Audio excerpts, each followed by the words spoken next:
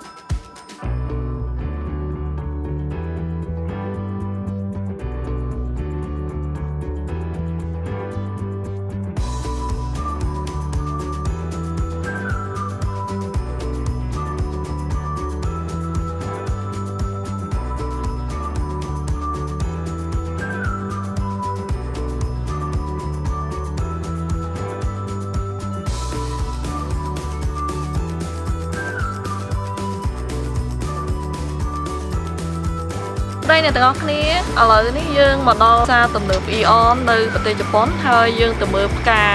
ទាំងអស់គ្នាចាំមានកន្លែងគេលក់ផ្កាអស់អញ្ជើញទៅទាំងអស់គ្នា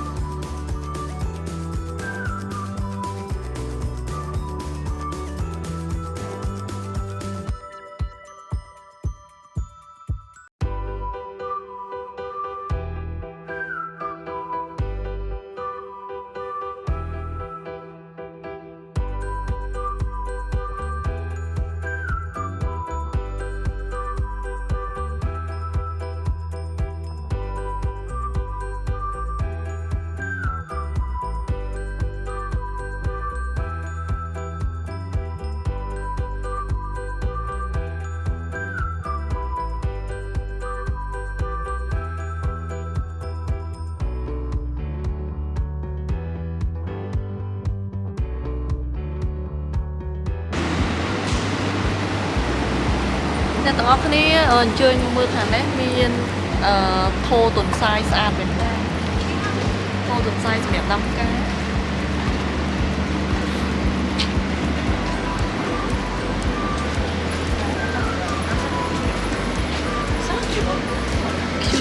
ានបង្ហោមនៅខាងក្នុងវាសម្រាប់ដាក់ដីដាំផ្កាអត់ចូលអាចដាក់តាំងផ្ទះបាន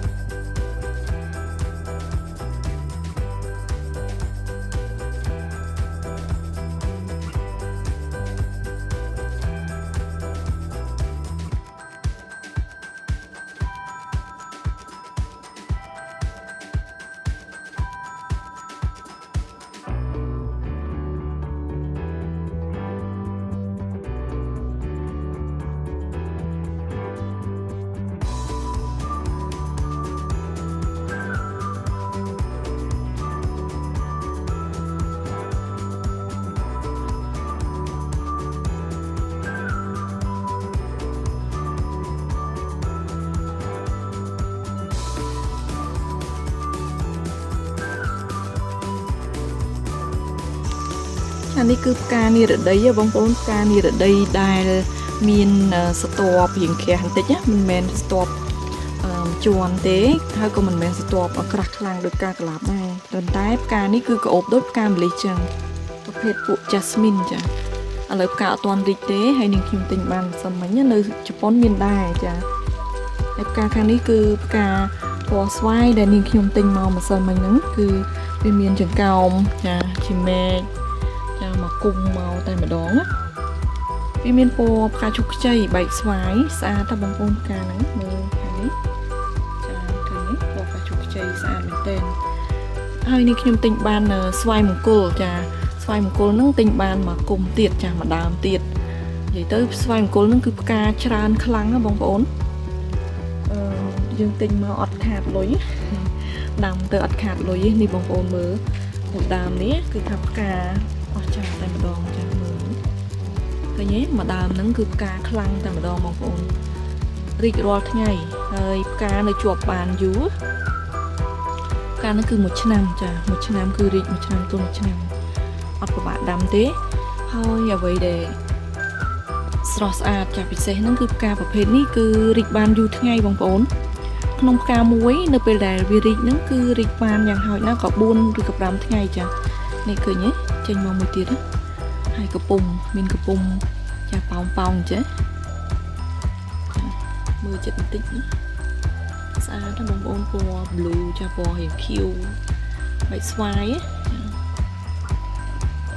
ហើយនេះ clover របស់យើងដែរ clover ហ្នឹងគឺនេះខ្ញុំទិញច្រើនណាដាំគ្រប់កន្លែងឥឡូវអត់ទាន់បានដាក់ដាំទេនៅដោយសារតែរលឹមចាភ្លៀងរលឹមហើយផ្កាប្រភេទហ្នឹងដូចគ្នាតែនេះពណ៌សចាមានពណ៌ផ្កាឈូកខ្ចីដែរមើលនេះខ្ញុំទិញបានច្រើនដើមស្វាយមង្គលមាន3ដើមឥឡូវហ្នឹងចាអរគុណច្រើនចំពោះការតាមដានទស្សនាវីដេអូរបស់នាងខ្ញុំចាហើយយើងជួបគ្នានៅវីដេអូក្រោយចា